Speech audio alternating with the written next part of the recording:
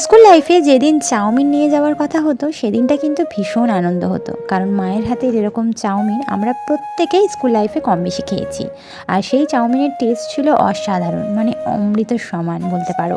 তো সেই চাউমিনের টেস্ট হয়তো এখন আর ফিরে পাওয়া যাবে না, তবে সেই স্মৃতিটা ফিরে পাওয়ার জন্য একটু হলেও আমরা কাজে লাগাতে পারি। আর বিয়ের পর বিশেষ করে সেই দিনগুলোকে আমরা বিশেষ করে মিস করে থাকি। তো আজকের হচ্ছে কি সন্ধেবেলা একটু চাউমিন খাবার শখ হয়েছে, তবে কোনো সবজি নেই, তাই ভাবলাম স্কুল লাইফে যেভাবে মা চাউমিনটা বানাতো সেইভাবেই চেষ্টা করি বানিয়ে ফেলি।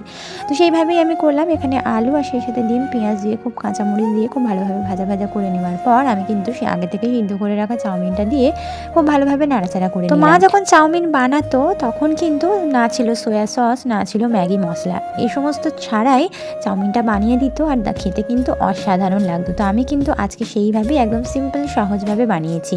তো এখানে ম্যাগি মশলাটা অবভিয়াসলি ব্যবহার করেছি, তবে সোয়া সস আমার কাছে ছিল না, শেষ হয়ে গেছে, তাই দিতে পারিনি। তো এখানে একদম সিম্পলভাবে জাস্ট ম্যাগি মশলা দিয়ে, আর এখানে কিন্তু একদম মানে লাইট ওয়েট যাকে বলে একদম হালকার উপর দিয়ে করেছি, খুব বেশি তেল একদম বেশি দিইনি। আর লাস্টে একটুখানি সস দিয়ে ডেকোরেশন করে আমি কিন্তু এইভাবে চাউমিনটা বানিয়ে নিলাম। আর সত্যি কথা বলতে অসাধারণ হয়েছিল। তো আমার হাজবেন্ডও কিন্তু বললো যে খেতে ভালোই হয়েছে, খারাপ হয়নি।